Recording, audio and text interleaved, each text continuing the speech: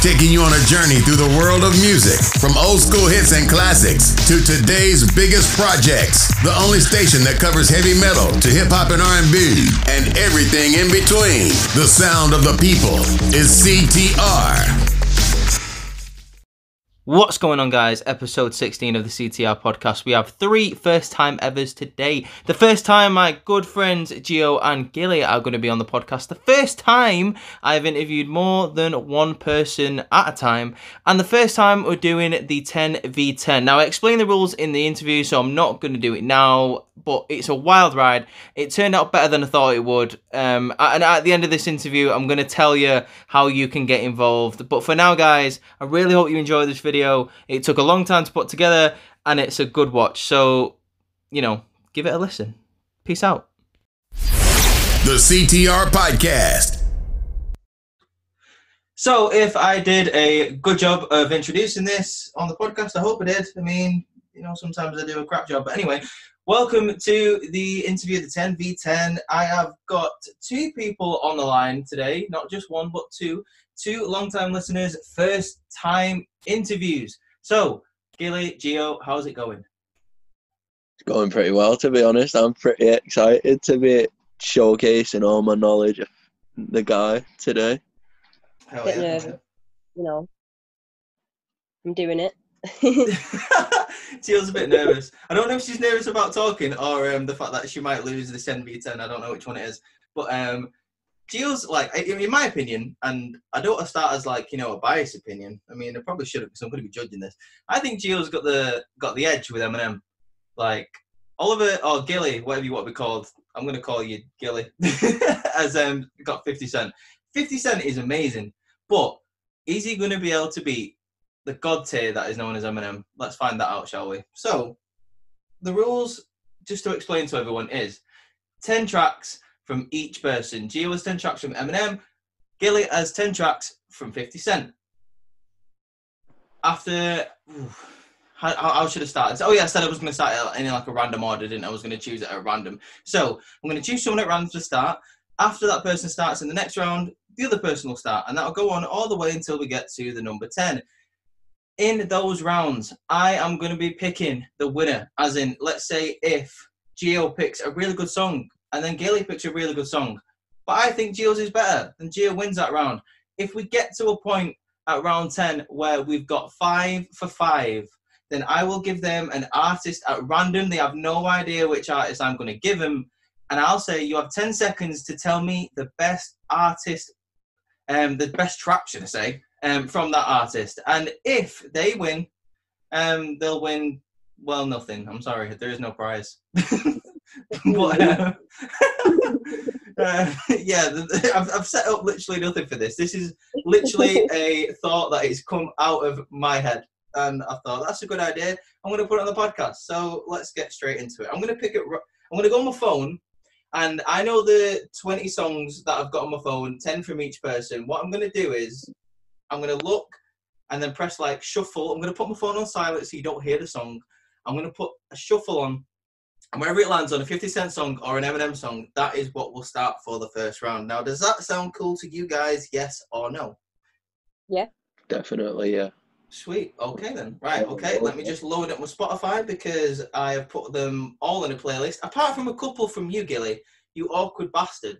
Like, some of the songs that you've picked are not on Spotify for some reason. And I think that's a bit of a travesty, to be honest with you. And I'll tell you which ones are not on Spotify when we get to them. But I was pretty surprised that they weren't. So, give me 1 second. Okay. Right, okay. Playlist. Right. I'm going to press shuffle.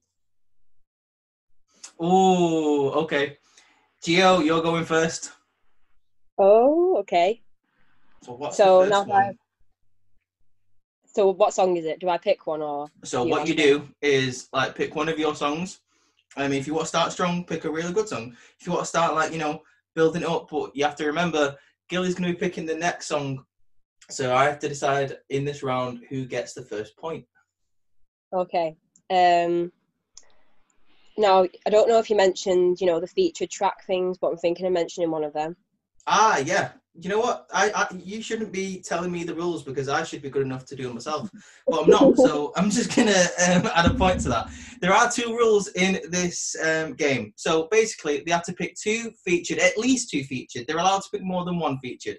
But one of them has to be the artist that they've chosen. They have to feature on somebody else's track. And the other one has to just be a feature. It could be, you know, Eminem featuring, I don't know, Bugs Bunny, who cares? Like, you know, they could, like, you know, do that. But, yeah, I forgot to say that at the start because I'm a shit host. But anyway, Gio, continue. So, I'm going to start with a track by Eminem that features another artist. Okay. And that track is Stan, featuring Dido. And that's how it Oh, Gilly, she's done you dirty here, mate. You're going to have to come up with a good one to match that.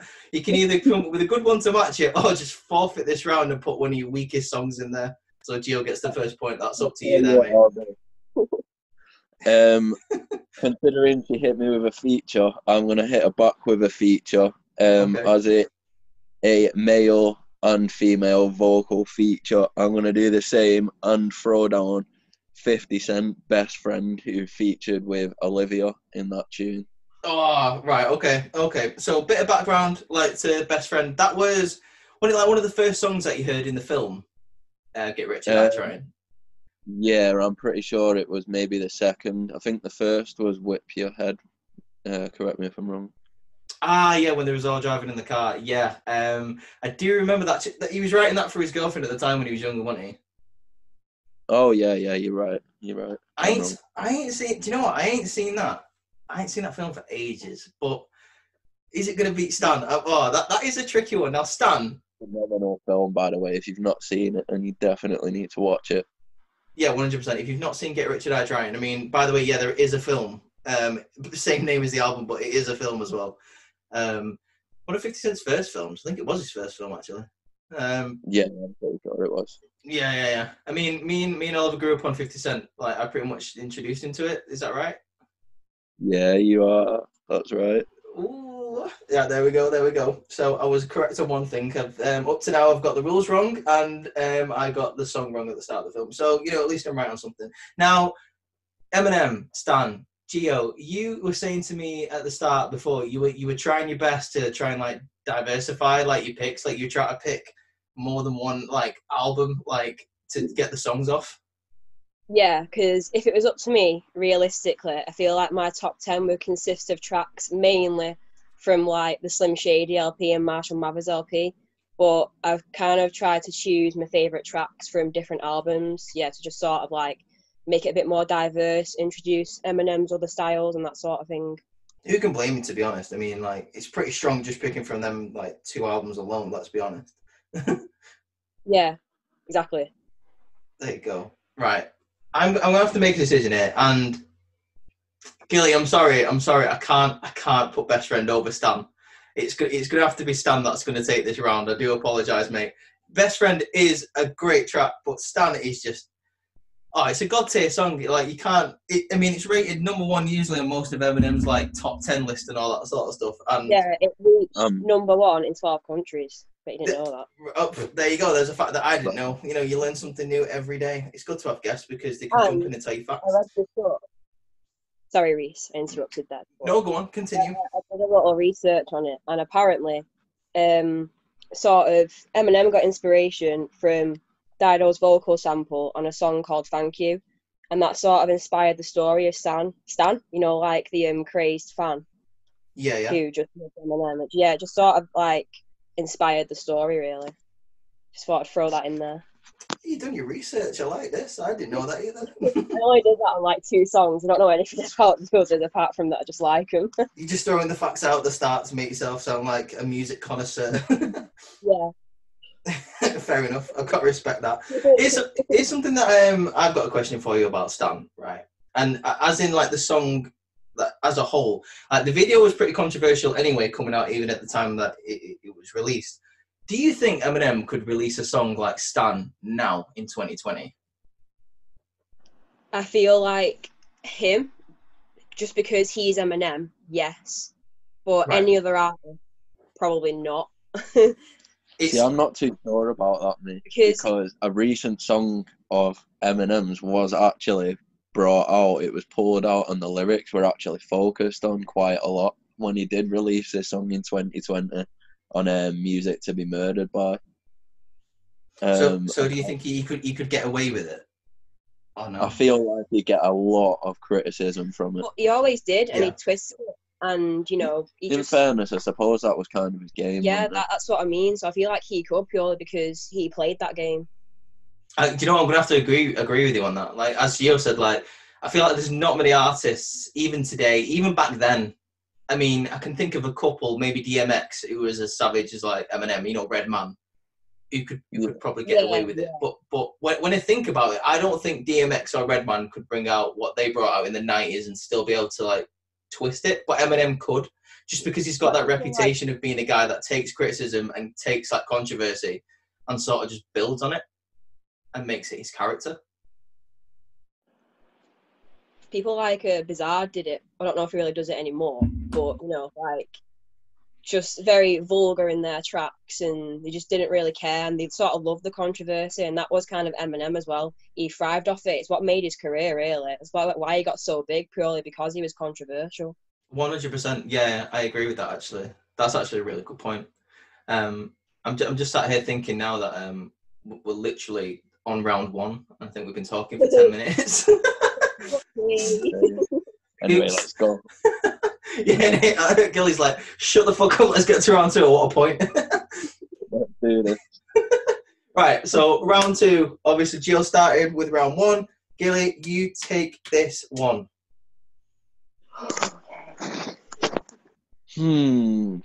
So, for number two, I suppose I'm going to use the first 50 Cent song that I've ever heard. That's what I was going to use if I was the first one to have a go. Okay. But this is also what introduced me to 50 Cent by yours truly.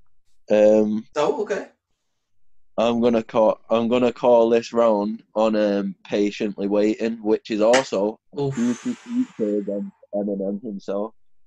It is, you're right. Ironically, on 50 Cent's song and then featuring Eminem. Ah, yes, I like this guess. Guess, should I say pick? What am I talking about? Come on, Reese. Okay, round two, Gio, what is your pick? Patiently Waiting, you have to beat. What is it? God. See, it's difficult to try and pick a song because you don't know what's going to come up. So you're like, do I want to save this for later, or do I want to use it? It's great, isn't it? Like, it's, as I say, like I said this to Gilly in the first round. I'm going to say it to you. Do you pick a song that you think will match Patiently Waiting, or do you sacrifice one of the songs that, you know, you think it's all right, but, like, you know, you don't really need it as like a tiebreaker? Yeah, well, you said before, Reese, that you needed a refresher on this song. So I feel like now's the time to use it. And I'm going to go with Role Model from the Slim Shady LP, one of Eminem's earlier tracks. Oh, my days, right. Oh, right. Oh, my God, I can't believe you've done this to me. No one everyone skips over it when they talk about Slim Shady LP. That's why I chose that out of all the others that are on there. Role Model. Like, it's so good. I believe the beat was produced by, most of his beats back in the day was produced by Dr. Dre himself. I believe this was one that he worked on for a while, Dre. This song's great. This song is great. I do like it. I love the videos though when he knocks on Lauryn Hill's door. It's amazing. But at the same time, Patiently Waiting though, oof. Now I'm just sat here thinking. I don't want dead air, so I'm just going to ramble for a minute. And Patiently Waiting was. Do you know what? I have a feeling that was also the first song that I heard from 50 Cent. Like, and I think that's why I introduced Gilly to it, because I thought you'd like it. So this is a tough one. This is sort of the song which brought 50 Cent into the Hall of Fame in my eyes, because it not only did he showcase his own talent, but it showed like a nice little contrast from Eminem's talent as well. Because if you remember Eminem's flow in this song, it's sort of a more of a revolutionized, modern, faster flow almost, as opposed to what he was going for usually. Like, you'll know what I mean if you listen to the song, the way that it's structured, like the bars fall a bit faster, the tempo's a little bit faster, and the way he was doing it was almost in the same sort of flow or like beat timing as 50 Cent's flow. So you can tell how that sort of projected onto Eminem, and they sort of learn off each other doing that. I like that description of that song. Correct me if I'm wrong, this was on Get Rich or Die Trying, the album, wasn't it? Yeah, you're right. Yeah. 2 classic albums, 2 classic tracks. Oh. I mean, you'll know yourself about the love that I have for albums. A bit like yourself, we've always had this thing for collecting the albums and everything.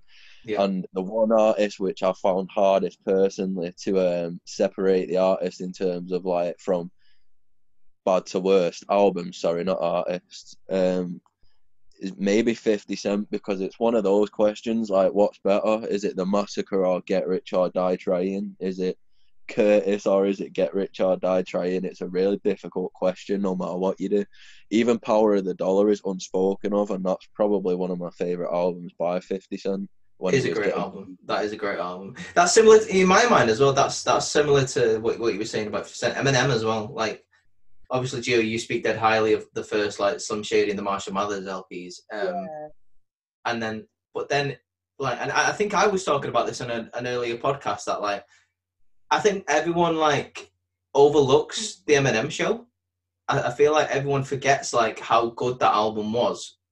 Yeah, I love the Eminem show, don't get me wrong. It's so good, yeah, and I think obviously, like, no doubt, Marshall Mathers, and I know what's going on with my voice, and Slim Shady LP, yeah, absolute god tier albums. But when you go back and listen to the Eminem show, and even Encore, like things like that, a lot of people say Eminem's albums were good, like in the late 2000s, but like, you know, they sort of like weren't as good as the ones that he made in 2000 and the 90s. And I'm like, what are you talking about? Like, the amount of tracks that you can pull off them 2 albums as well, and like, you know, put on a playlist, and everyone will fucking like love it. And then people turn around and go, oh, they're not as good as like Marshall Mathers LP. I'm like, I don't know about that.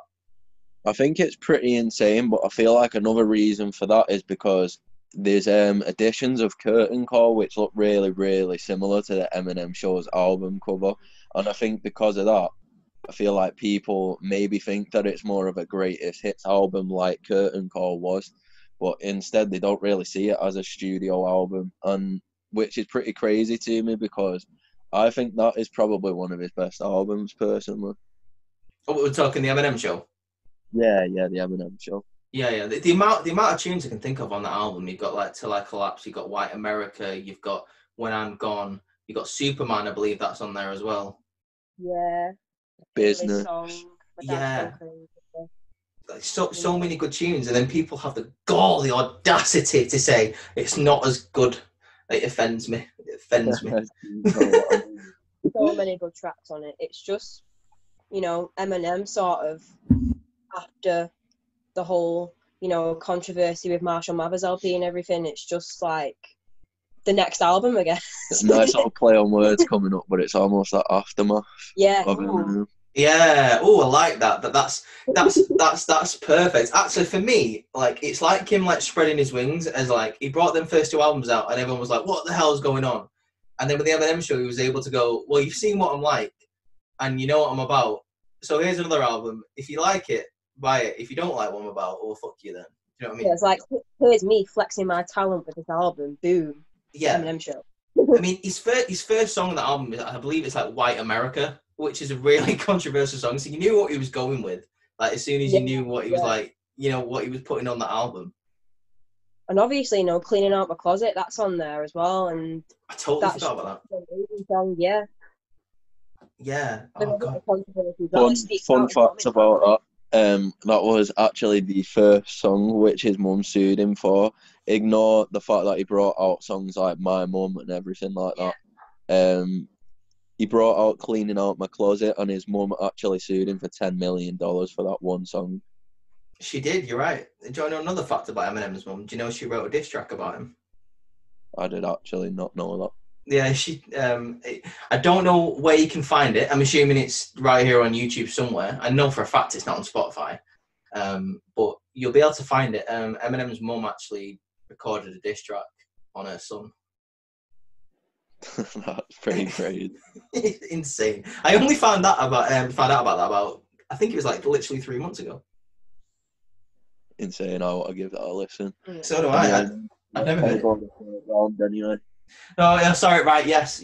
Sorry, getting distracted talking about music again. Right, I'm going to say it. I'm going to give this round to Patiently Waiting. Just, like, I'm going to give my reasons why. Role Model is a great song. It's amazing. But as the judge, I'm allowed to throw in a bit of nostalgia. When I think of Patiently Waiting, I think of being 12, 13 years old, getting introduced to 50 Cent and thinking, like, because I already knew about Eminem, and thinking, this is so much different to any, like, hip-hop that I've ever heard. And patiently waiting for me. And then I still remember the first time I heard it, like, because I didn't read, like, the track list at the back of the album. I heard Patiently Waiting, and then Eminem jumped on the song. I was like, oh my God, how does Eminem know 50 Cent? Like, you know, because you're a kid, you don't know. Like, you don't know what's going on. This was before I knew anything about hip-hop. So, like, I was like, whoa, Eminem knows 50 Cent, that's crazy. I bet the mates and everything. Obviously they are. You fucking discovered him. But, yeah, that's the reason I'm going to pick Patiently Waiting. And I'm sorry, Gio, I feel like you got done dirty on that round, but, oh, God. No, let's get it out of the way. Like, you know, one of the things in it. It's one of the things. Hopefully, you'll be able to bounce back. We're back up to a tie going into round 3. And Gio, it is your pick for round 3. So what are we saying?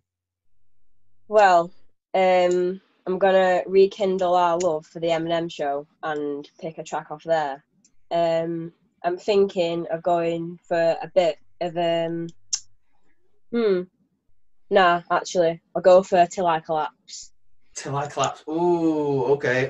Eminem featuring Nate Dogg. That is a tune. That's I believe that was one of the. This is how old I am, right? I'm 24. This is how old I am, right? I had a Walkman when I was like 11, 12, 13. And I remember putting Get Rich or Die Trying into the Walkman and Till I Collapse and Patiently Waiting were the two songs that I would listen to, put it in my bag on the way to school in my bus all the time.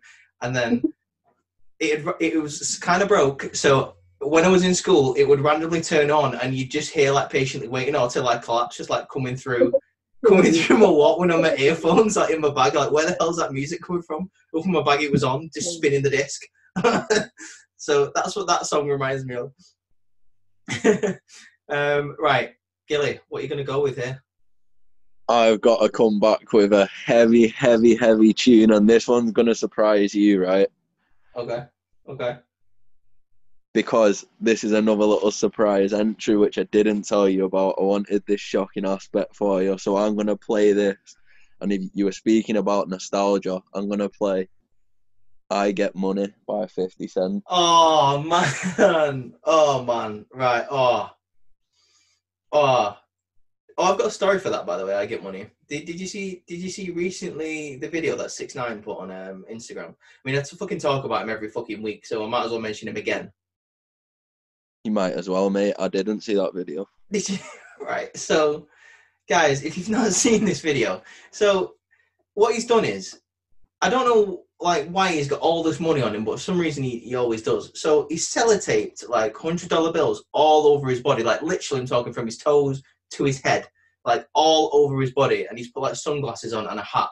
And he's just sat back in this chair and it's just like revolving around him, the camera, and like I Get Money's in the background. I'm just sat there like, what are you doing? That guy made a killing, and I can't believe it, but the guy got out of prison straight away. I followed him on Snapchat, I subscribed to him on it, and I saw that he was actually selling weed illegally on his Snapchat. What a legend. What an icon that we are pleasure to see in this generation. Now, Patiently Waiting. Not Patiently Waiting, what am I talking about? Till I Collapse. Reese, get into the fucking game. Till I Collapse, Nate Dogg. Now, Nate Dogg for me, and this is going to be controversial, I think Nate Dogg always shone better when he was on features rather than his own songs. I mean, don't get me wrong, his own songs are amazing. But for me, whenever he was on someone else's song, he sort of stole it, if you know what I mean. Yeah, I mean, I definitely agree with that. Look at Explosive, for example. Exactly. Like, do you know when you ever think of a song like with Nate Dogg on it? Like, I always can remember his verse and nobody else's. Another great example, which everybody always forgets about, on the Games album, the documentary, there's a song on it called Where I'm From, and I'm pretty sure Nate Dogg's on that as well, and I'm pretty sure he just steals the light from the game too. Yeah, he is. He's also on another one with I think this was like a posthumous song. That this was after he died. I believe it was Game and Warren G, and they used Nate Dogg's Nate Dogg's verse from like a different song on the actual song, and it was that tune is so good. I'm gonna like kick myself if I can't remember what that's called. Party We Will Throw. No, that one. Oh, you're right. Yeah, that was a good tune. So good. Like Nate Dogg, man. Like, there's so many great things I can say about Nate Dogg. All the way from like the early '90s when he featured on like the Dog Pound songs, obviously because he was a part of the Dog Pound, obviously. On Doggy Style, all the way through the '90s up until like 2001 when he's like smoke weed every day. Like, you can remember that. Till I Collapse. You can remember the chorus. I can't remember anything Eminem says in that song apart from the chorus, and it's Nate Dogg that sings it. That's one that comes to your mind, isn't it? Yeah. It's hard to remember the lyrics or recite them without listening to the beat first, isn't it? Exactly. Like, yeah, you have to like, because as you've been speaking, then I literally have to stop and think what Eminem actually says in that song. Like, and then it was like, till I collapse, blah blah blah blah blah blah blah. I'm not going to sing it because I'll get copyright, blah blah blah. But yeah, Nate Dogg, and for that very reason, I'm sorry, Gilly. I know I Get Money is an absolute banger, right? But Till I Collapse is an absolute better banger, and I'm gonna have to go with Till I Collapse on this round. It's a good decision. I rate that, in fairness. Yeah, I can't not pick my boy Nate Dogg over anything. I can't.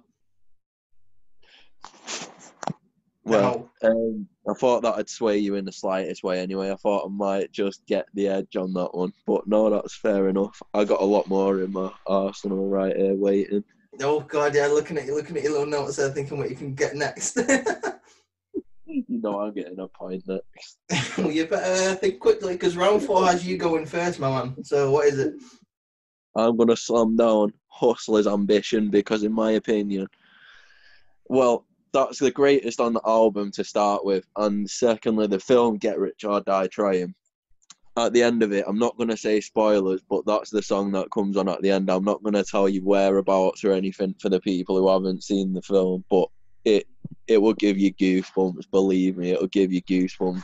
On the album, it's phenomenal because it's actually a bonus track on the album, and I feel like that should be one of the main songs off the album, because if anyone was to pinpoint a song, it'd be Hustler's Ambition. It's one of my personal favourite 50 Cent songs, that as well.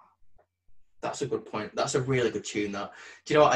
I always forget, like, you know, when I'm talking about songs that I love of 50 Cent, I always forget about Hustler's Ambition. I always go to the obvious ones, like Just a Little Bit, Candy Shop, blah, blah, blah, In the Club, you know, things like that. I always forget about Hustler's Ambition. It's such a tune because it sounds like it should be off an album like the most known, but the fact that it's actually a bonus track on the album just kind of baffles me a bit. 100%. And now, round 4, Gio, you're in the lead coming into round 4. So what is your choice to be Hustler's Ambition? Well, I'm afraid I'm gonna have to go with Rap God from the Marshall Mathers LP2. A bit of background: Eminem set the world record for the most words in a song, which was 1,560 words at a rate of about 4 words per second, I think. Spitting out facts here. Look at this.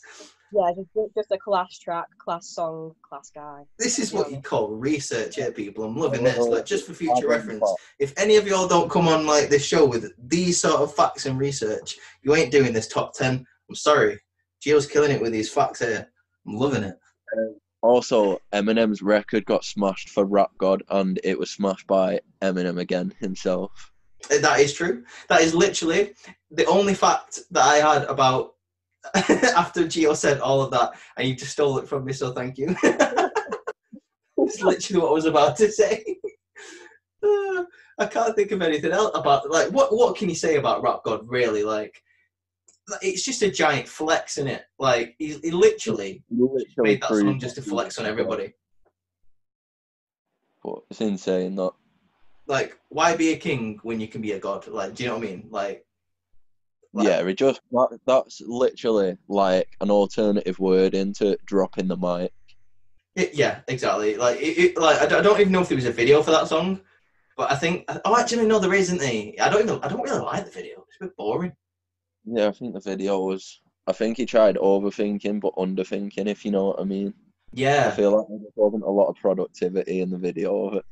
No, not at all. I think like Godzilla's video was amazing. Have you seen that? Yeah, it was sick, that video. So good. I don't know how much money he spent on Godzilla's video, but Jesus Christ, did he make up for Rap God's terrible one?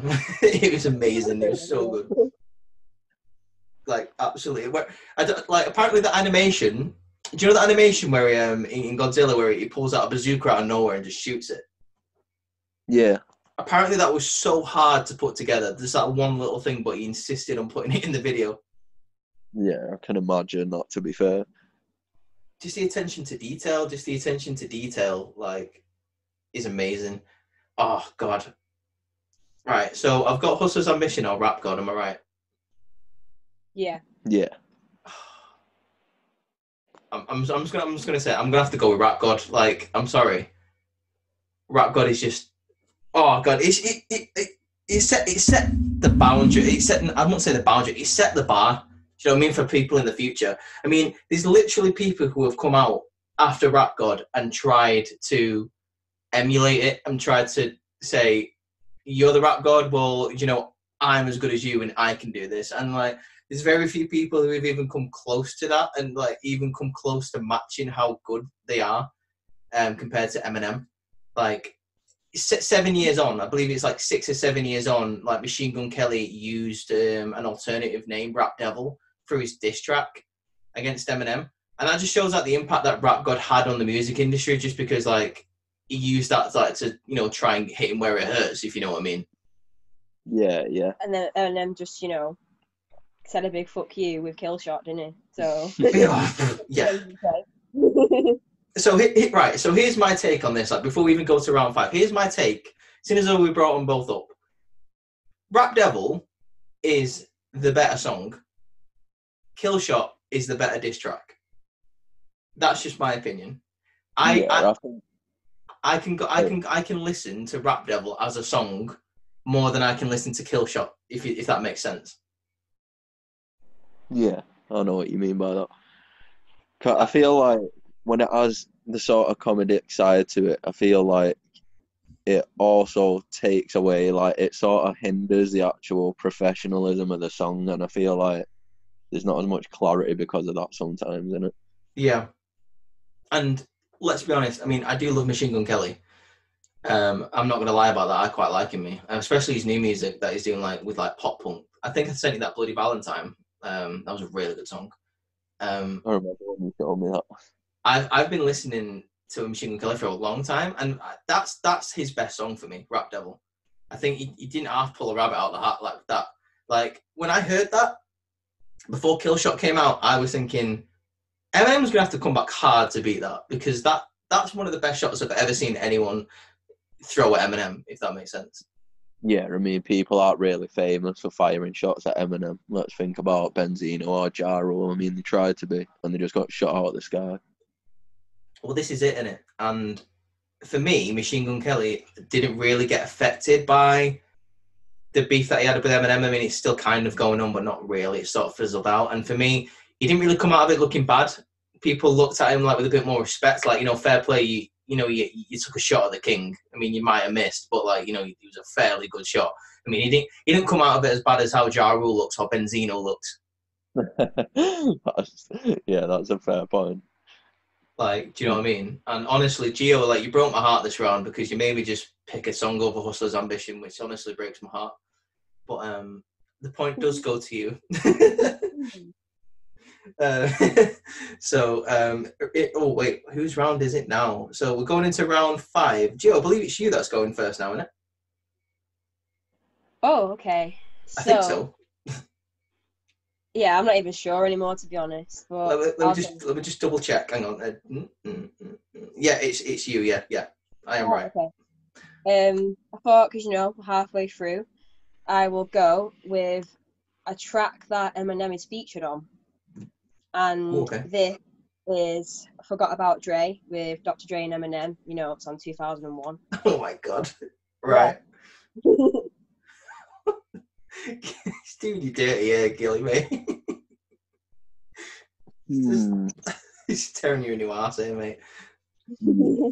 I've got to retaliate. I'm gonna put Back Down on. If you want to. Oh, right. Oh god. Right.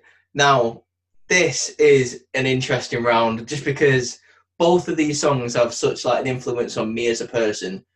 Just because I think "Forgot About Dre" is one of those songs where it was a lot of truth spoken in it, especially around the time where like he hadn't released an album in like 8 years, and people forgot he was more than just a DJ or a producer, if you want.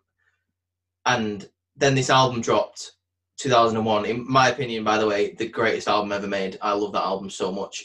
And then you had this song "Forgot About Dre" on it, and the lyrics speak for themselves. Like, you forgot about Dre? I don't fucking think so. Like, he's back. You're the oldies, Eazy-E's, Ice Cube's, DOC's, like, Yeah. just exactly. He's jumping on the track and just saying, like, I brought you all these people. I am probably the godfather of, like, rap. And you're saying I fell off. Like, come on. Well, it was, like, his response to, like, all, like, the artists on Suge Knight's tracks, wasn't it? Really? Like, this song. Yes. Yeah, I'm pretty sure it was Suge Knight, because Suge Knight even tried alienating Snoop Dogg at one point.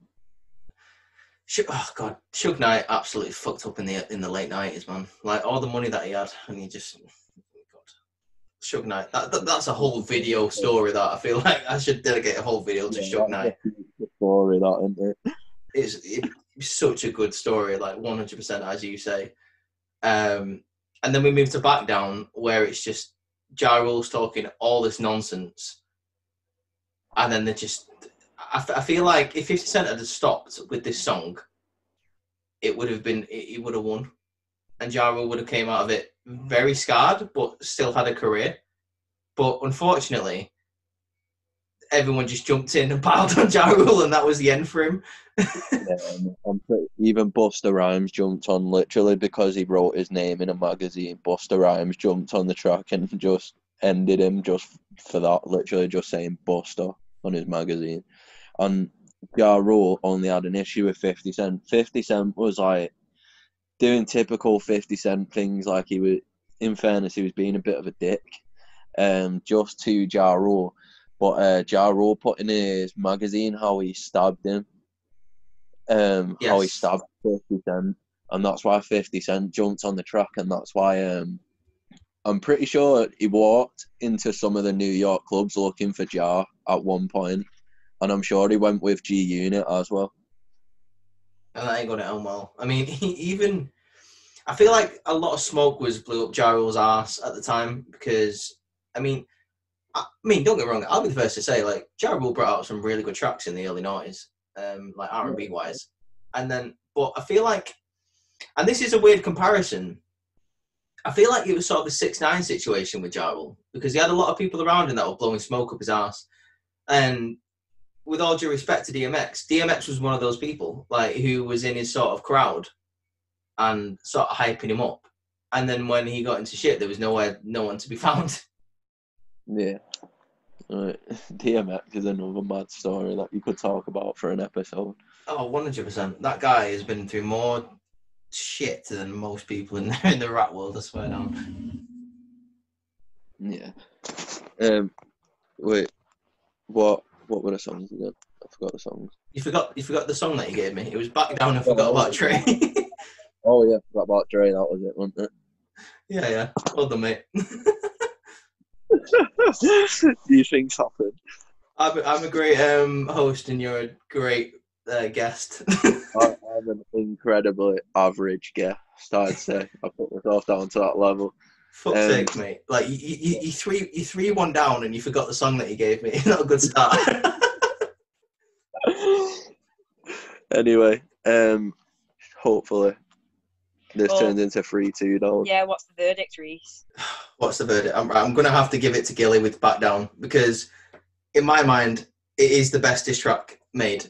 I mean, you got No Vaseline, which is a great tune, but Back Down is... This album made being 2001. I feel like... Well, you know, like, you got to make some sacrifices sometimes, you know what I mean, Gio? There's a threatening side to it as well. I feel like you chose my song just so you didn't get cut up like a little piece of celery. Oh, is that right? Yeah. Throwing lyrics at me from the song you just won on, yeah. Listen, I'm the judge here. I'll overturn it if I get more sass from you, boy. That's a happy taunt, that from me. I will take that. Oh, God's sake. Right, anyway, dickhead. Round 6, what song have you got for me?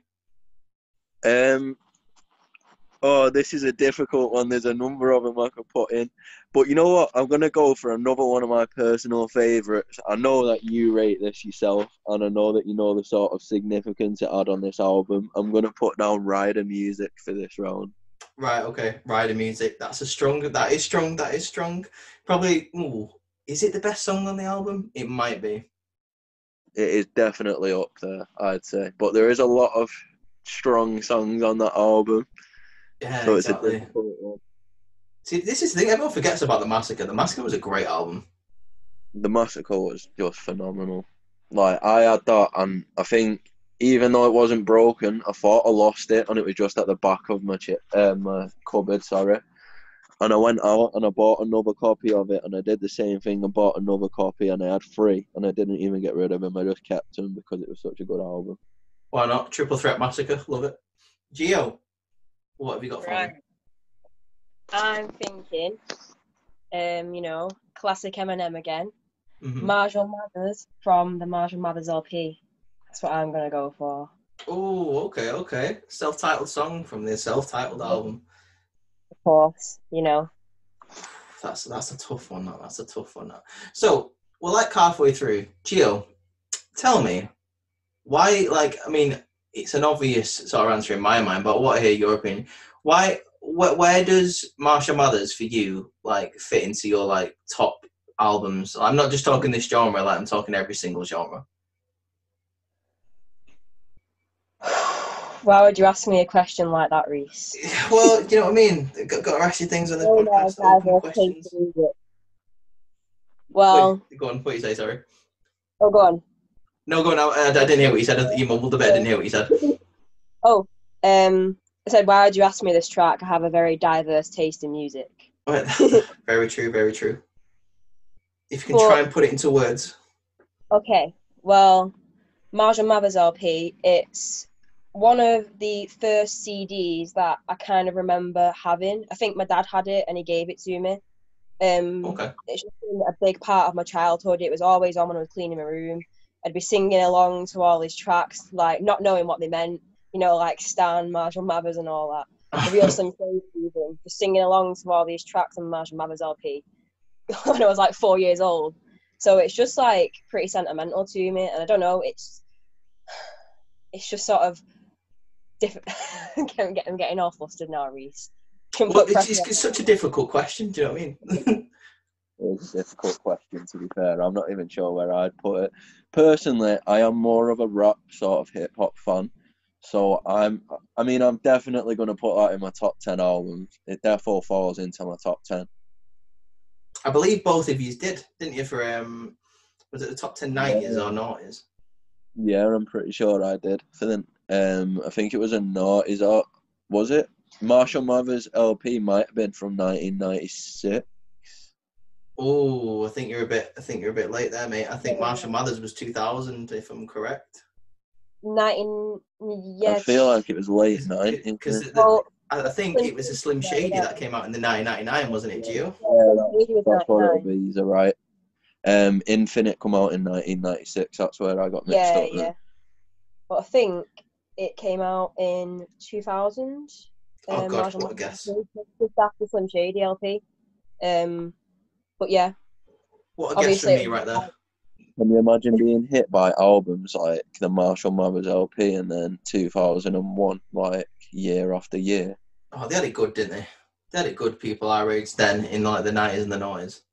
Yeah, I'm actually pretty jealous about it. Not even just exclusively to hip hop, just every genre was booming in the 90s to the noughties. Every genre. 100%.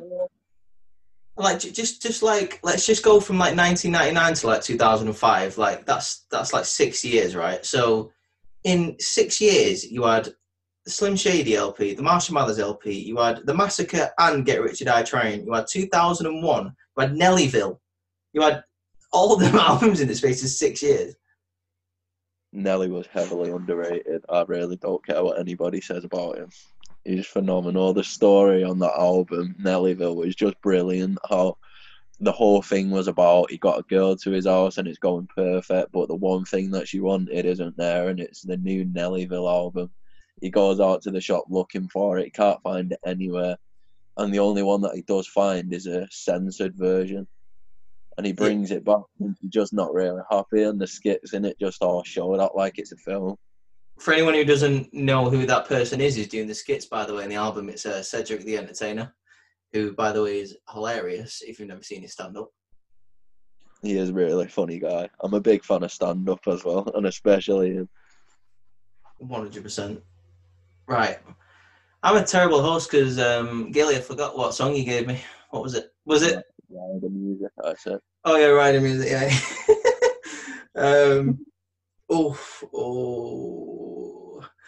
Right. I'm going to have to go with Marshall Mathers because this is another song where it's one of the first Eminem songs I heard. Yeah. Similar to you, Gio, I got given Marshall Mathers and Get Rich or Die Trying off, I believe it was, I can't remember which family member it was, but I got given them. And then the first single that I bought, it wasn't even an album, the first single I bought was a Just Lose It one. So Eminem has a close connection to my heart when it comes to music. But Marshall Mathers, that tune is so good. I mean, don't get me wrong, Rider Music is amazing. And I do apologise, Gilly. I did say it was going to be difficult to beat Eminem. It is again, Eminem. You know, just Marshall Mathers, he just replying to the controversy and everything that the public threw at him, really. Just saying, like, I'm me, fuck you. That's true, that. I'm like, yeah, you're right. Oh, God. I felt so bad. It broke my heart picking for... Why do I do this to myself? Why have I come up with this series? I'm breaking my own heart here. Put them against each other. I know what we're doing. Jesus Christ, Reese. Oh, my God. Right. Now... spit out some like facts or something for me while I work out who's next because I forgot who's next again.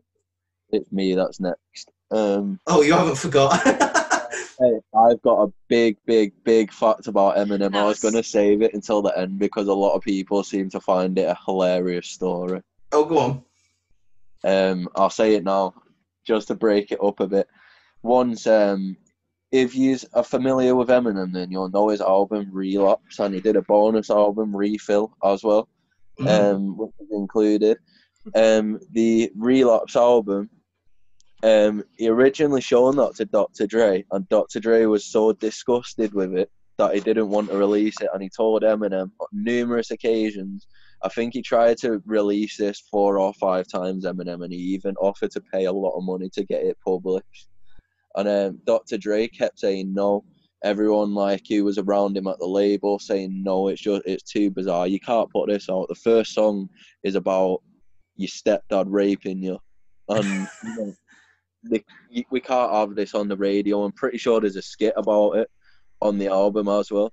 Paul Rosenberg, he phoned him. He's like, I can't fucking deal with this. I'm done. He phoned him. Yeah, you're right. And one night, there was a distress signal sent out from the studio, which Dr. Dre owned, that there was a break-in on the studio.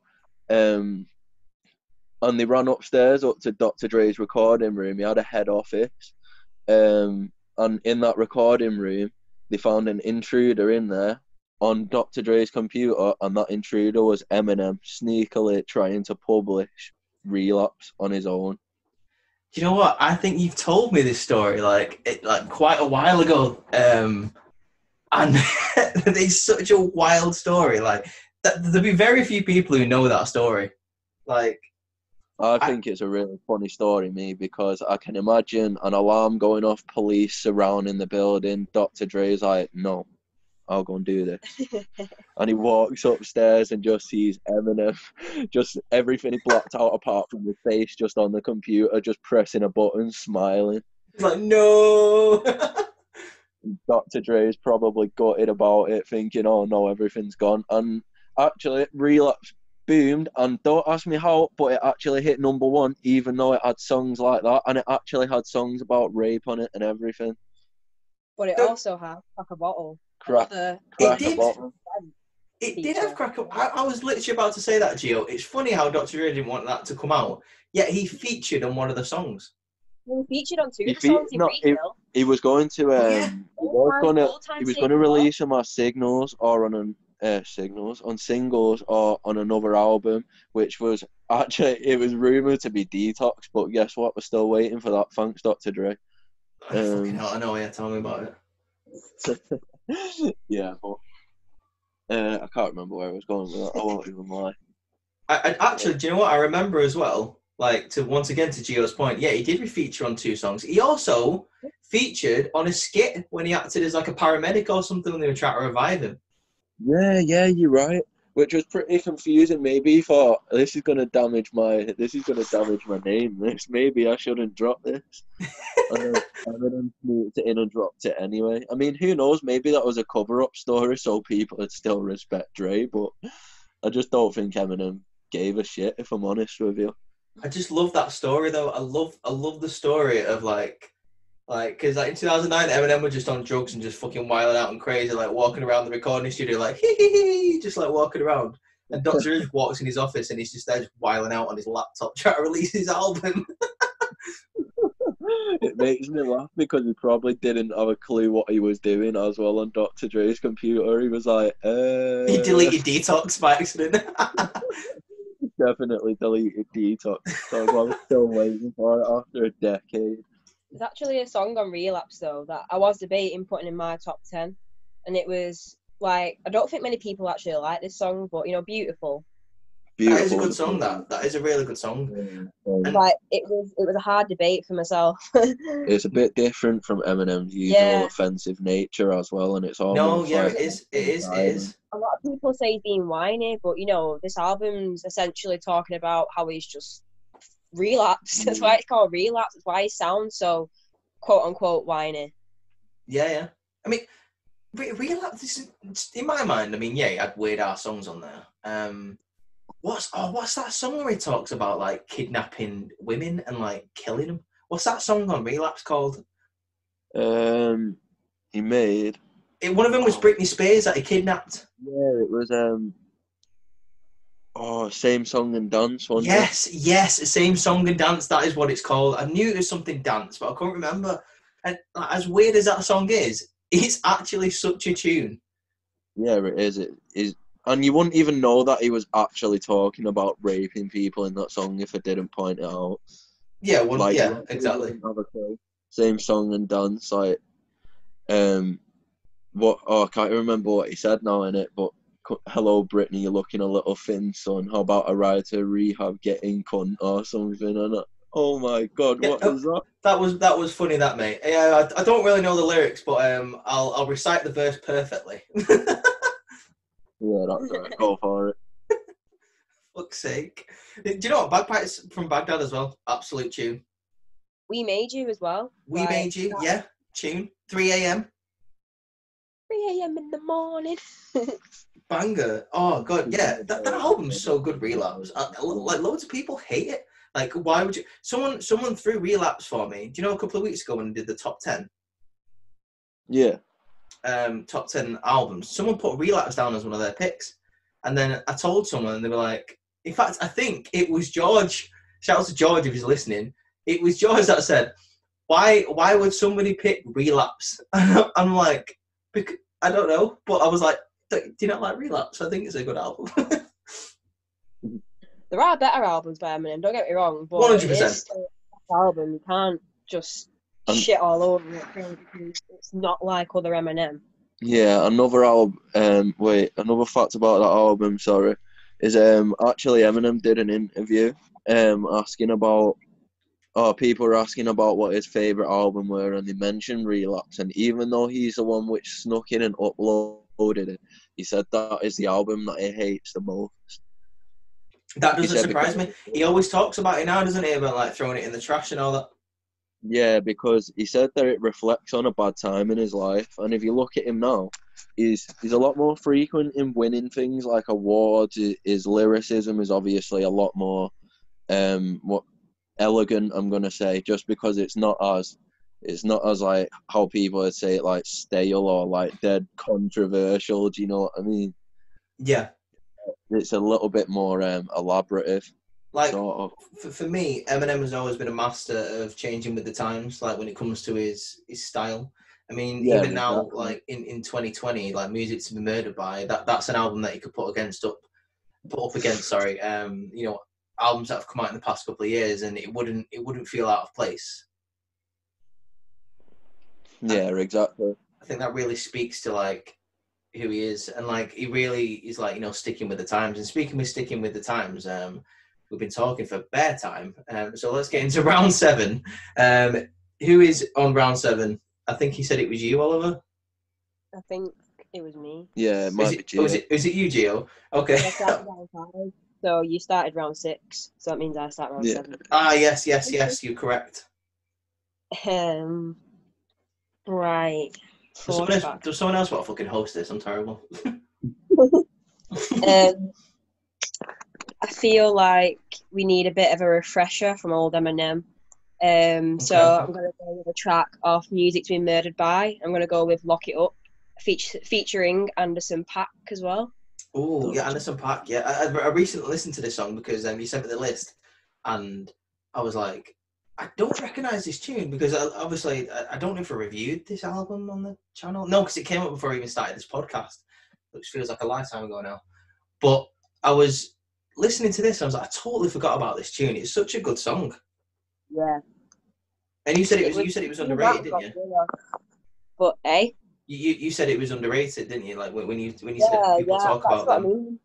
Yeah, it was between this and Godzilla, and I thought everyone loved Godzilla. You all know Godzilla, and I feel like you sort of reiterated my point that people just sort of forget about Lock It Up, and you know the fact that Anderson .Paak's in it as well. Yeah, well, Anderson .Paak's good, really good. Yeah, he's really, really, really good. Shout out to Anderson .Paak. I love Anderson .Paak. He's brilliant. Speaking of brilliant, what brilliant choice have you gone with round 7, Gilly? I'm going to have to throw in Stunt 101. I'm going to have to throw that in there. Oh. Now that's a trump card that you've got there, my dude. That's a heavy one. That is a heavy one. Yeah, I feel like you're going to win this one. Do you know what, Gio? I feel like he has to win that. I can't pick anything over Stunt 101 in this round, Connor. Yeah, I knew that was coming. I know. Like, I mean, to be fair, earlier in this game, you were throwing Stan out, and I feel like that's one of 50 Cent's stands. I like how he took the mick out of haters in that song, and he was like, I don't really care if it's platinum or white gold, just can't believe Reebok did a deal with a psycho. And Reebok actually made like a lot of money from 50 Cent just saying that line. It's insane. And just to prove that, he actually brought out his own branded sneakers, which were G-Unit sneakers. That's genuinely what they were called, and they were sold for about maybe $600 at the time or something. And he barely made anything, and it literally all went to Reebok, and that's why he was getting free products, which like The Game and Ja Rule, and when they all had their own internal beefs with 50 Cent, they always use that against him. It's insane, isn't it? Like, yeah, I do remember that story, actually. 50 Cent has always been, like, a really good businessman. He's always seemed to, like, bounce back from controversies and bounce back from, you know, just, like, low points, like, financial-wise. I mean, do you remember a couple of years ago when he invested in that mineral water or whatever it was? Yeah, I remember. And then he brought out SMS audio the year after. What was it? The drink that he had his own vodka. He brought out effing, and then he got that La Chemin de Roy, and he's got some other one now as well. And he's just constantly throwing out like innovative like brands, new upcoming small brands, and he makes them boom overnight. It's insane how well he does. Yeah, 100%. Yeah, like with that mineral water, like correct me if I'm wrong. When he sold it off, didn't he sell it for like 150 million or something? Yeah, I'm sure it was more than that. To be honest, it probably was more. That's probably like a low estimation, to be quite honest with you. But this was at the time where people were going, "Oh, he's broke, he's bankrupt." So we were like, "Yeah, okay, mate." See, sure he is. He called he filed for stage 5 bankruptcy, and he put a post on his Instagram a couple of days later saying, "This poor life isn't treating me well. I had to switch the Bentley," and he put a picture of a smart car on his Instagram with like it was full to the top, like there was no other room in it. It was just dollar bills inside it. I think 50 Cent is the king of Instagram, mate. Like 100%. He's so funny. 100%. He's just got like dad humor out of his arse, and it just works so well for him. Such a smart guy. There's two absolute geniuses which come from slums, which sort of contradict every aspect of like charity given to these areas. And Jay-Z and 50 Cent kind of come from the roughest areas, and they come out and they become maybe the roughest. Roughest. What am I talking about? The richest. Sorry, from the roughest areas, and I think it just sort of. It contradicts everybody's point, but it also proves how strong they are as figures of music. Yeah, 100%. Like, some people are able to look at obstacles and, like, overcome them and just adapt to their environments and, like, just become businessmen. Like, for me, like, you bring up a good point with Jay-Z, where I'm not, and I think I've said this on the podcast, like, I'm not a big fan of Jay-Z, but you can't deny the fact that he's a fantastic businessman. Yeah, he's a brilliant businessman. Even if it does, like, contradict his points. Do you remember when he got offered to speak at the Super Bowl and he said no? He was like, I don't agree with it because I come from nothing and I get paid this much. And then a couple of years later, he just went on the show at the Super Bowl anyway. Yeah, oh yeah, I do remember that actually. Yeah, I think that's, he's quick to forget sometimes, Jay-Z. Yeah, he is sometimes. I feel. Oh, do you know what? Like, we definitely need to hurry this up and get to the end. We definitely need like another episode where we talk about just like hip hop stories, like your 50 Cent, your Jay-Z's, your Eminem's, your blah blah blah. Yeah, really brilliant. Like, because us as a trio, I feel like we know quite a lot between us.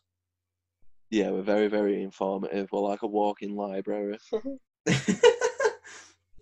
God's sake. Right, round eight, guys. Who's first on round 8? Is it you, Oliver? Yeah, it's me.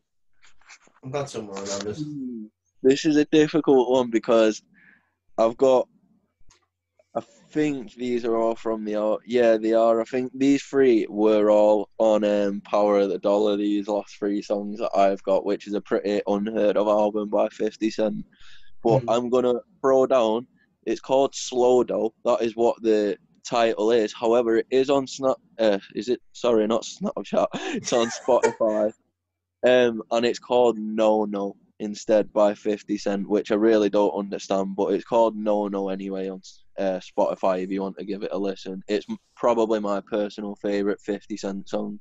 Is that what it's called on Spotify? Yeah, it's literally no, no, exclamation mark. That's right, what it is. Right. Do you know what? Do you know when I said at the start of this episode when I was like, some of your songs weren't on Spotify? Yeah. That was one of them, because I typed in Slow Dough and it came up with nothing, and it came up with a song called No No, and I just thought my Spotify was like wilding out. I was like, what the fuck are you talking about, No No? So then I went on YouTube and just found the actual tune. But yeah, it's a brilliant song anyway, and that's another one that's unheard of, and I actually do believe that if a lot of people heard that album, I think they'd make a lot of different decisions on 50 Cent, because he kind of comes with it different. That's almost underground 50 Cent, and you can tell how hungry he was from that. For me, and that this is the first thing, for some reason I can't remember like what was going through my mind when I first heard this song, and then it really came back to me again. now, when I heard it today, just before this episode, Slow Dope for me, it really sounds like a 2008 Beanie Sigel, that sort of style. Do you know what I mean when I say that? That sort of beat on it, innit? Yeah. Like when Beanie Sigel like was making the songs like What a Thug About, like in like 2008 and everything. That's who 50 Cent sounds like in this song. Yeah, exactly. It was pretty ahead of its, well, pretty behind timing, really, wasn't it? If It was very behind its time. It's a fantastic song. Yeah, it's a brilliant song, though, either way. No, I know what you mean. Right. So, Gio, what have you got for round 8? I might take it back to old Eminem again with the Marshall Mathers LP. I'm going to go for The Way I Am. Oh, The Way I Am. Oh, right, Oliver, this is going to be a quick one. I am sorry, mate, but Slow Dough isn't beating The Way I Am. I'm sorry, that's not happening. Yeah, I feel like I walked into a brick wall with that one. I'm sorry. Don't get me wrong. Slow Dough, great song, and if you've never heard it, go and listen to it.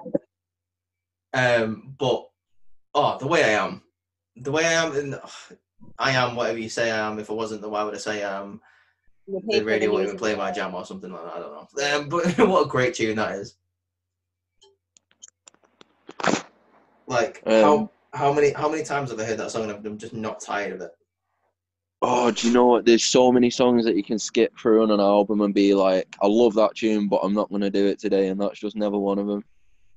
That's it, innit? Like it's always, I always listen to it just to hear the chorus. That sounds a bit daft, but like the chorus just it really hypes you up. Yeah, I know what you mean. And the beat as well. The beat, like it's dead simple, but it's one of those classic Dr. Dre beats where it doesn't need to be complicated, but like it's just fantastic. Dr. Dre, by the way, is hands down the best producer that hip hop has ever seen and probably will for a very long time. 100%. Like the catalogue that guy has. Well, insane. Wow. Like, come on. Like you just can't. You just can't compete with it. You just can't do it. No way. I mean, I would dare say maybe a close second is Scott Storch. I think he's fantastic. He's more of he does rock and roll as well. But Scott Storch is also really good. He produces quite a few Trippie Redd songs at the minute. I might have to give him a listen. I don't really think I know that much about him. I know this sounds like a bit of a weird thing just because it's his name, but you might know him from his intro. Do you like Take Keith? I was like, Take Keith, fuck these bitches up, blah, blah, blah. Yeah. Yeah. Like Scott Storch literally has something that just, like, as a woman that goes, Scott Storch. I don't know if you know that. Yeah, it kind of rings a bell now that you say it like that.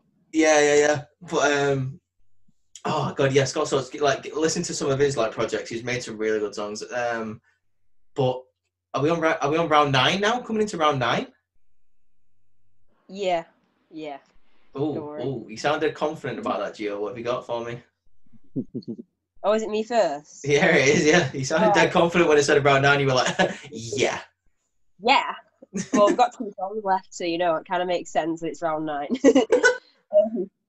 Well, I feel like saving my best till last. Don't know if this is a good song that I'm going to choose now, but the other one, it'll blow it out of the water.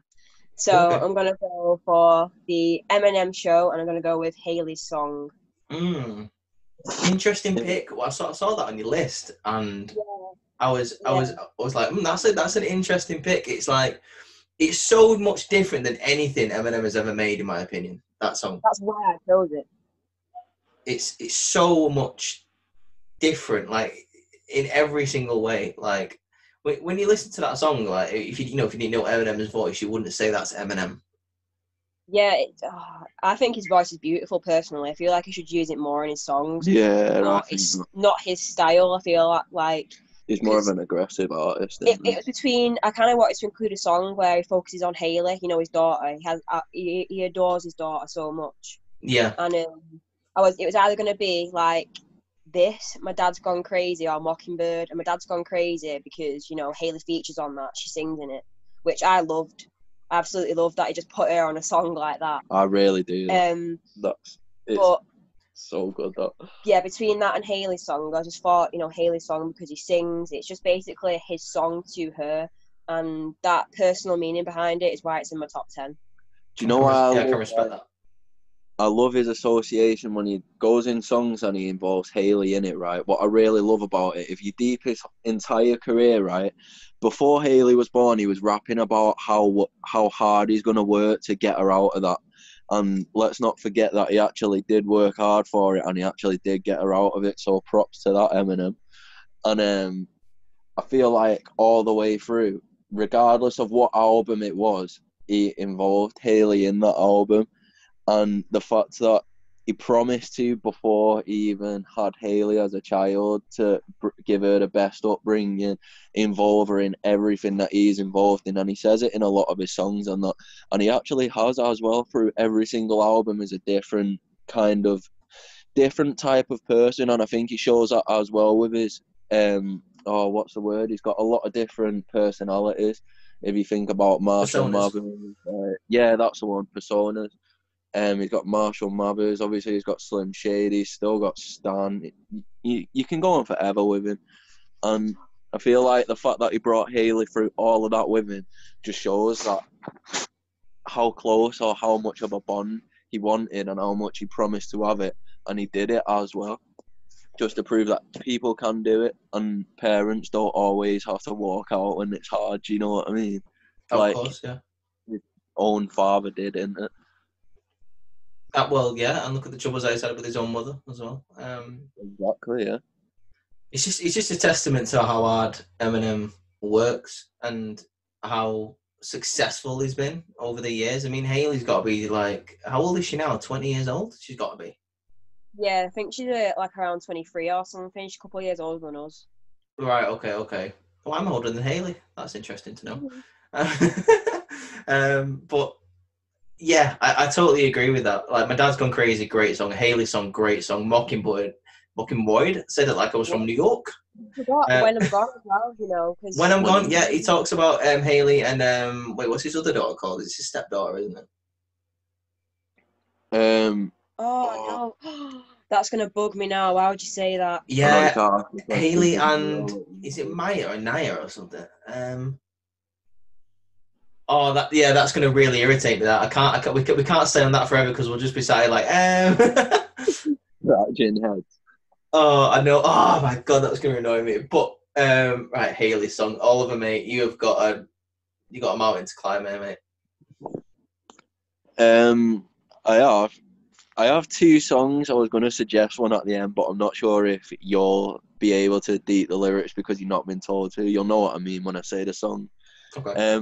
But for now, because I know how much of a hit it is and it's going to cause controversy, if I lose it, right, everyone's going to be mad at you.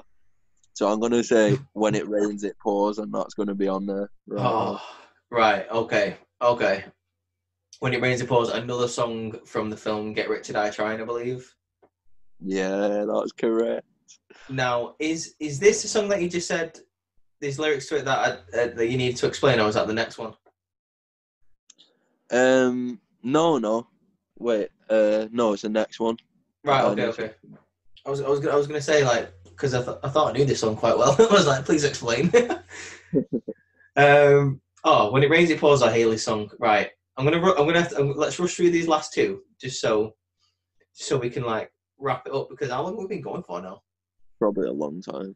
Yeah, it's been a long time. It's been a great conversation though. Like 100%, I do want to do this again. I want to do this again. Right. When It Rains, It Pours, Hayley song. Right. I'm gonna have to give it to When It Rains, It Pours for this, and it's because, and once again, being a bit biased, it's my third favorite 50 Cent song. It is up there though, and it's got to be up there. Yeah, it's my third favorite 50 Cent song. I can't not show this love. But Gio, Hayley's song was a really do you know what? Props to you for picking that song. Like, do you know what? If that had come anywhere else in the rounds, you know what? You probably would have won a round with that. When you said you were going to leave the stronger one until next, that's what I was going to leave, and I heard you say Hayley's song, and I was like, oh no, I've got to ball it out. Great. God's sake. Right. I keep saying I've broken my own heart with this list. I've just fucking chose a song over Haley's song, and that's a tune. Right. Round 10, and this is the final round. Are we going to finish strong? Let's find out. So, who is going first? Because once again, I have forgotten. It's me, your boy. Right, I'm gonna say Ghetto Quran. That's got to be in there. Ghetto Quran. Ghetto Just Quran. because Ooh. laid out the way that he words it. He words it like the Quran and writes the verse around that one statement, and I think that is, pardon my language, but fucking phenomenal. Right. Okay. So is that with the explanation, or like is there more to it than that? Like what does he say? I was going to elaborate on like this other song, what I put down as like a sort of bonus thing, just because I don't think a lot of people will know it as well as they should do in it. Okay. But the Ghetto Quran, the verses in it, you'll notice it now that I say it. It's not the entire verse that's structured in a way that's like the Quran, I'm gonna say, and I feel like there's one phrase in every single verse in that song, right, and it'll catch your eye now that I mentioned it, and you're gonna love listening to it. And because of that, I feel like it's really a high sort of religious pedestal to put yourself on, and I think the fact that he smashed that, worded it perfectly, and he put it into terms of a ghetto where he's from, I think is absolutely, like, I don't know the word, but it's a mastermind sort of tackle, that is. I heard this song before, and obviously I've heard it, before this, because Power of the Dollar is a great album. But I was on YouTube, I was listening to it, and the top comment was it was a guy commenting on it saying, my mother was from Southside Jamaica, Queens, and she recognises a lot of the names that he put in this song. Which is actually a mad fact. I didn't know that, but it just shows, doesn't it? Yeah, so they're all real people like that he said in that song. As the saying goes from NWA, that's the strength of street knowledge, mate. There you go. That's the strength of street knowledge. And some old lady listened to a 50 Cent song and was like, "Oh, I know that young man." That's the strength of street knowledge right there. How insane would that be? All right, I know little Curtis Jackson the third. Oh, mate, phenomenal.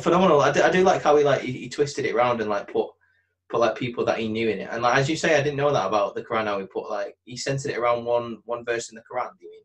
Yeah, and you'll notice it you'll notice simply because of the way that he words it.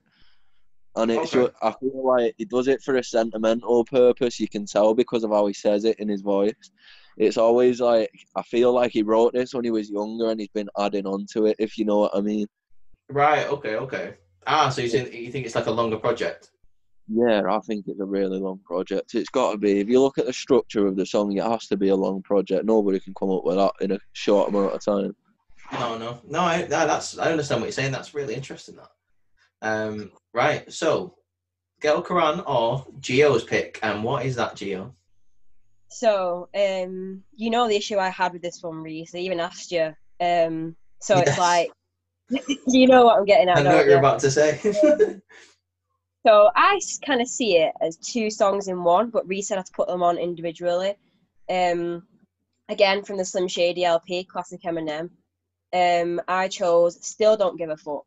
Now, he obviously made Just Don't Give a Fuck first, released it as a single, but I just think Still Don't Give a Fuck is better. Right, okay. Yeah, we were talking about this. You were like, can I put this on as two songs or do I have to choose? And I was like, sorry, you have to choose. I thought Gilly would go mad if I let you do that. Yeah, I feel like that'd be a double whammy, that. The old 1-2 punch.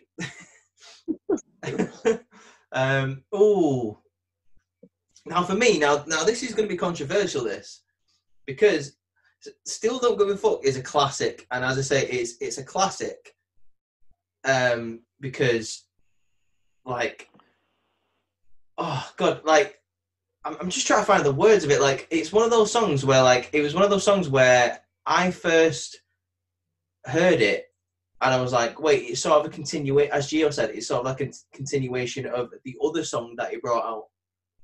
Yeah, because obviously he brought the single out, Just Don't Give a Fuck, which is Yeah. like the fourth, fifth on the album. Still Don't Give a Fuck is last on the album. So I think literally when you look at the track listing, you just sort of see Just Don't Give a Fuck, and you go to the bottom and you're like, oh, he still doesn't give a fuck. And it's just sort of like a little, I feel like he sort of made it and put it in that way as like a little joke. Yeah. Just still don't give a fuck. Yeah, I never noticed it like that on the back of an album. Like, oh right, it still doesn't. Yeah, that's what I mean. So No, you're right. like, oh. That's probably actually how we thought it up as well. Though.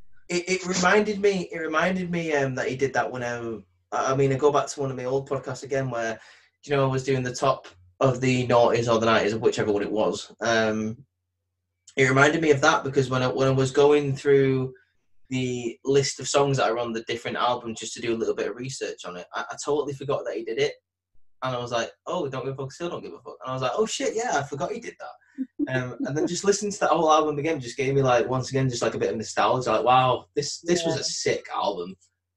And as I say, this is going to be controversial, Gio. But I am going to have to give this round to Gilly because Ghetto Quran is, for me, maybe the best song on Power of the Dollar. And it's one of those songs where I listened to it again today and I was like, I forgot how much I enjoyed this tune. Yeah, I mean, if you like you said, and the fact that he actually uses names, people can tell a story or a little anecdote about the fact that he used these names, these nicknames, and everything. Not only just on that song on the album, How to Rob. If you ever listen to that, that is just.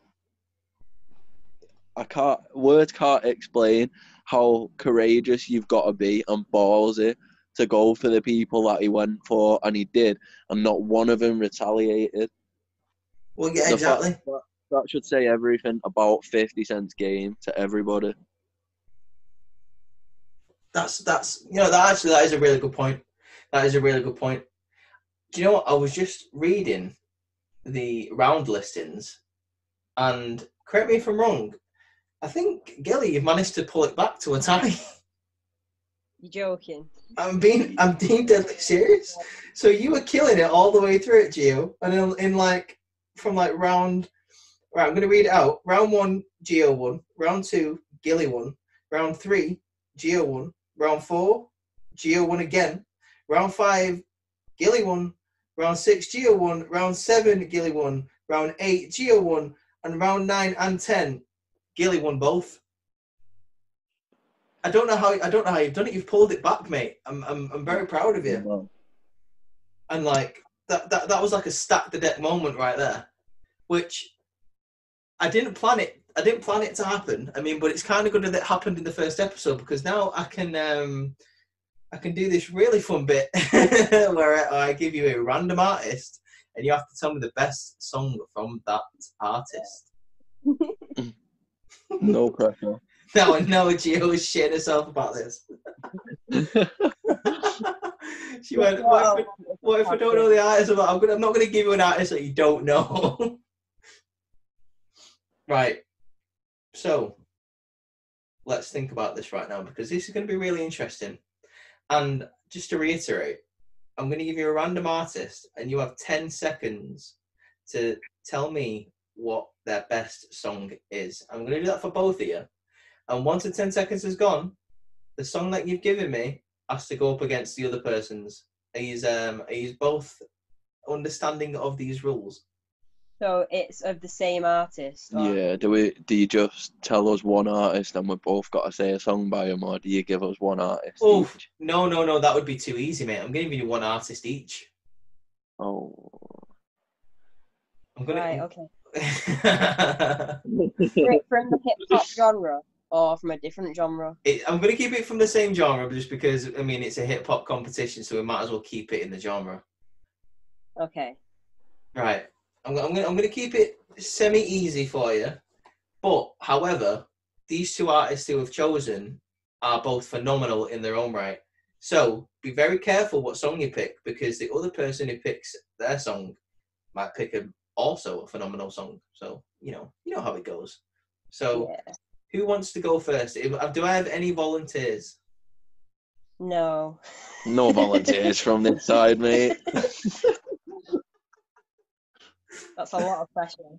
No, I don't mind. I don't It mind. is a lot of pressure. Do you know what, Gilly? It makes sense if you went first because Gio went first in the round. So, Yeah. Gilly, you have 10 seconds to tell me the best Dr. Dre song.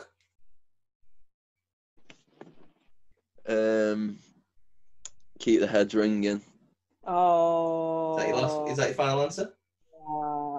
I'm gonna. You know what? Oh. Yeah. Yeah, it is. I was going to say, well, it's too bad because 10 seconds just passed, so it would have to be your final answer.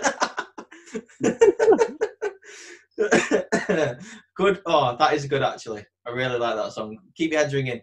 Underrated Dr. Dre song, in my opinion, as well, by the way. Big time underrated Dr. Dre song. I don't know why more people don't speak about it. One of my favourite. I think my favourite also, to be honest. I think I heard it first on Friday, like the film, not the day. Yeah. I didn't just hear it last Friday. Also, if any watchers haven't seen Friday, definitely watch the film Friday. It's on Netflix at the minute, and I recommend it 100%. Totally. It's probably got, controversial. It's probably got the best soundtrack from a film, or one of the.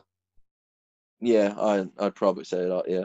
There's so many good tunes on there. Like, there's loads of 70s funk songs on there, 90s hip hop, just tunes. And also, it's got Big Buddy Hose, Hot Buddy. That tune's on there, so that's a bonus. Just a random ass song. Gio, comes to you.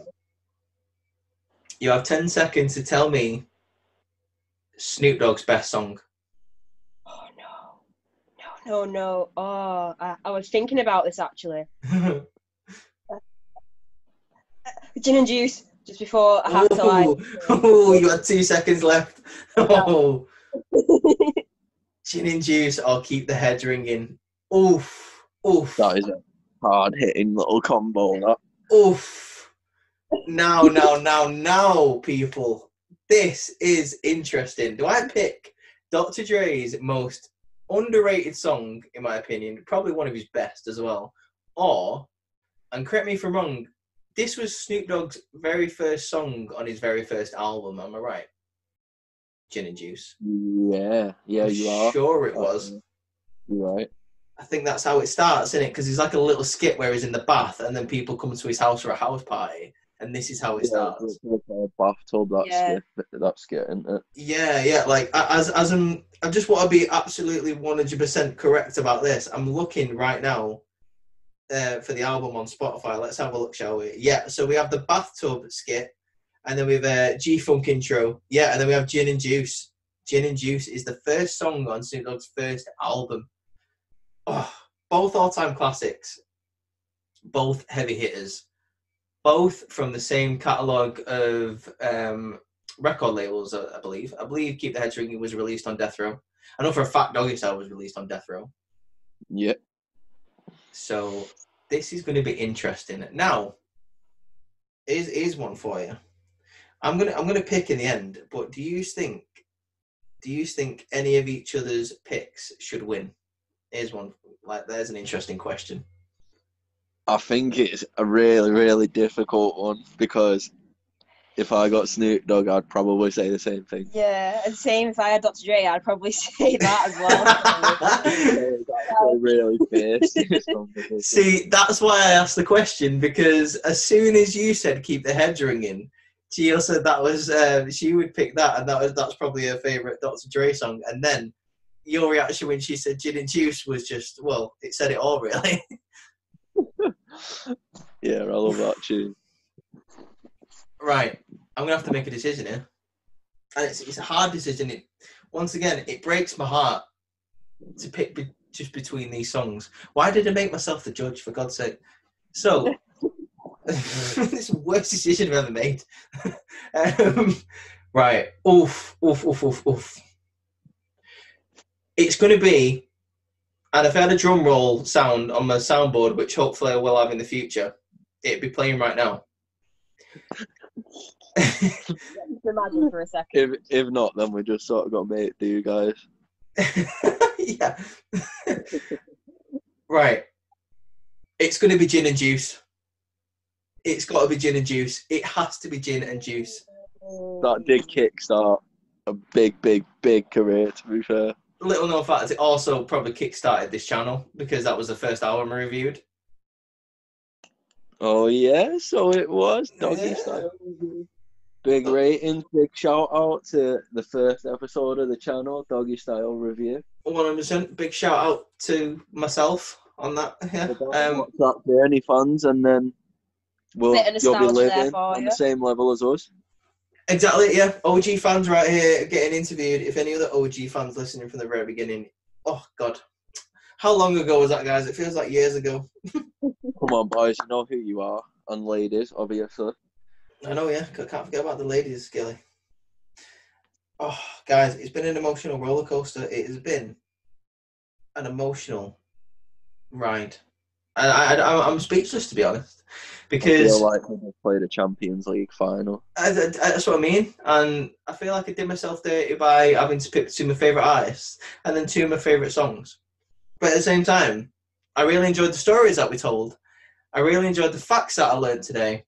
Gio, shout out to Gio bringing these facts like from out of absolutely nowhere. I didn't know she did this research, so I'm pretty impressed by that. Shout out to Gilly for telling me the Eminem relapse story, which I completely forgot about, which is hilarious. And all in all, I definitely think this is going to be like a mainstay on the channel. I think I might just like release it as, obviously this is going to go out for the podcast, but in the future, I think this is going to be its own series, just because it's a podcast. It can, we can go off track and just talk about, long ass stories as we've done today. But as the top 10 in itself, I feel like we could make this like a little bit of a quicker series, where like We could do a 5v5 maybe. Yeah, like a 5v5, or maybe me just not chat shit as much as you usually do, and just like get through it, really quick. I can each round and like set timers or something maybe. That's a great idea. Also set timers for the judge and all that sort of stuff, so I don't, so I'm not allowed to cry in between rounds and like distract myself with nice stories. But it's been an emotional roller coaster. Like, congratulations, like, have to go out to the runner-up in this, Gilly, because you brought it back to a tie in the top 10. And honestly, mate, I was looking at it halfway through at like round 6 thinking, it's going to take a lot for you to crawl this back. And you did. Like, it takes a lot to come up against someone who's got 50 Cent as a choice and match their songs. Like, so well done. But for me, Gio has pulled it out the bag. And not just with a pick with Gin and Juice, but just the different kind of songs that you've picked. I mean, I know you said you was going to pick just Marshall Mathers and LP. And some Shady LP songs, but you managed to pick it from other albums as well. So congrats for that. Yeah. I'm pretty glad that I did that, to be honest. I preferred the way I've done it to what I was gonna do. It's more diverse, isn't it? Like, yeah, I mean, 100%. I mean, there was a bit in the round a couple of rounds ago where Gilly was just telling this lovely, nice story about one of 50 Cent songs. I think it was was it Doe? Was it Slow Doe? Yeah, it might be Slow Doe. Yeah, and you were telling just lovely, lovely stories about it. And then Gio just went, yeah, I'm just picking the way I am. And then, it was done. It was over. Might drop. there was just no story needed for that song. No, but I really rated it. Just one more thing that I kind of want to put on there for like future contenders and everything. Gio weren't like 100% confident at the beginning of the episode of doing it. She thought it might be quite nerve-wracking and stuff. Like, I just wanted to let Gio tell you about how not nerve-wracking and how comfortable it actually is. Yeah, just like at the start, I was sort of conscious that other people would be listening, so I didn't want to like stutter or anything. But as I got into it, just sort of felt like a phone call between us three, and just felt like us speaking rather than me speaking to an entire audience. So I'm just a bit more chilled out now. I like that. No. Yeah, that's the big respect for that. Like, obviously, to come on this, like, when you're nervous, it's not an easy feat. I mean, when I first started, I can relate because, I mean, if you go back and listen to my first episode, like, Jesus Christ, I hate it. I think I've heard it once. I'm like, no. No bones about it. I hate it. I just say all the time. Literally, my first words are guys, I don't know how this is going to go. So yeah, it didn't start very well. But I think yeah, I've just fucking done it again. But I think of all the times where I've done videos throughout these like 3 or 4 months that I've been doing it, and even people like turn around and say like it's improved a lot, and like, so congrats to Gio to get, you know, big round of applause. If I had a round of applause button, I'd definitely play that for you, but I don't. So, you know, there you go, there's my clap for you. Now for getting on this show and just like absolutely killing it first time. You didn't stutter, you didn't like, you know, mince your words, you told me facts, you came on, you brought fire tracks to the top 10, and you came out victorious. So all in all, yeah, exactly. So all in all, and at the time of recording, it's been a pretty successful Saturday afternoon for you. It has indeed. So well done. I mean, as I say, you win nothing apart from my respect and adulation. Well, that's all I need, Reese, to be honest. You know, that's all I've ever wanted. There you go, exactly. It's the best prize of all. God's sake. Chatting shit, feels like a phone call now. Right, I'm gonna wrap it up. I'm gonna throw myself back to myself on the podcast. But guys, thank you very much for joining me.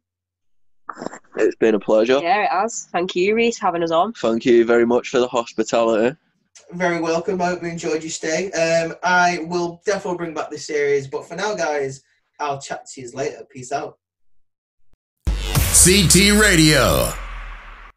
Shit, guys. Well, I hope you enjoyed listening to that as much as I did putting it together. Thank you to Gilly and Gio once again for getting involved in this. They've been long-time listeners, and now it's the first time they've come on the show. I'm definitely going to have them back on the show again, just because, as you can tell, we've got a lot of stories to tell, and a lot of them are entertaining, and I just want to share what we usually talk about on the phone on a daily basis. I really enjoyed how the 10v10 worked out. Obviously, it went a lot longer than I thought it was going to, but once again, that's because of all the stuff that we know about music. If you want to get involved in this series, guys, send me your artist with the 10 tracks you think has the potential to beat somebody else's 10v10. You getting it how it works? I hope you do, because you've just listened to an hour and 30 minutes of me fucking trying to get through it.